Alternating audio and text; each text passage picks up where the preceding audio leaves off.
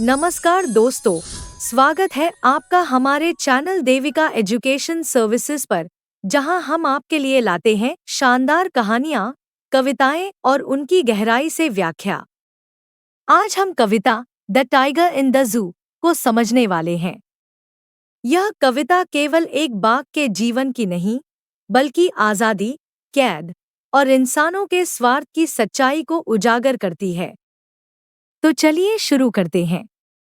The tiger in the जू कवि Leslie nourish द्वारा लिखी गई एक बेहतरीन कविता है, जिसमें एक बाघ के जीवन के दो पहलुओं को दिखाया गया है।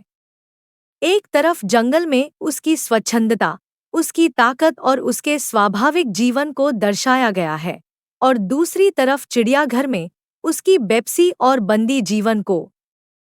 कवि हमें यह दिखाते हैं कि जंगल में बाघ अपने स्वाभाविक रूप में शिकार करता है, नदियों के पास टहलता है और घनी घासों के बीच अपने शिकार का पीछा करता है। उसकी आंखों में आत्मविश्वास और आज़ादी की चमक होती है। लेकिन जब वही बाघ पिंजरे में बंद होता है, तो उसकी सारी ताकत और उसकी खूबसूरती जैसे कहीं खो जाती है। पिंजरे में बाघ के पास ना जंगल की खुली जगह होती है, ना दौड़ने का आनंद। उसकी हर एक चाल सीमित हो जाती है और वह केवल अपने पंजे चबाकर अपनी निराशा को जाहिर करता है। वह चिड़ियाघर में आने वाले दर्शकों को देखता है, लेकिन उसकी आंखों में केवल दर्द और असहायता झलकती है। इस कविता के माध्यम से कवि हमें यह एहसास दिलाना चाहते हैं कि जानवरों का असली घर जंगल है। उन्हें बंदी बनाकर रखना न केवल उनकी स्वतंत्रता छीनता है, बल्कि उनके स्वाभाविक जीवन को भी खत्म कर देता है। दोस्तों, सोचिए, अगर हमें किसी पिंजरे में बंद कर दिया जाए तो कैसा महसूस होगा? क्या हम खुश रह पाएंगे?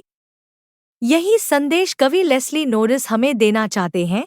जानवरों को उनकी आज़ादी और उनका हक मिलना चाहिए। आखिर में, इस कविता का मुख्य संदेश है कि हमें जानवरों के प्रति दयालु होना चाहिए और उनकी स्वतंत्रता का सम्मान करना चाहिए।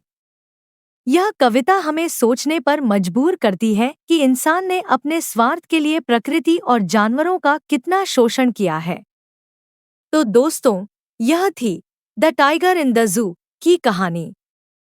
अगर यह वीडियो आपको पसंद आई हो, तो इसे लाइक करें, अपने दोस्तों के साथ शेयर करें और हमारे चैनल को सब्सक्राइब करना ना भूलें।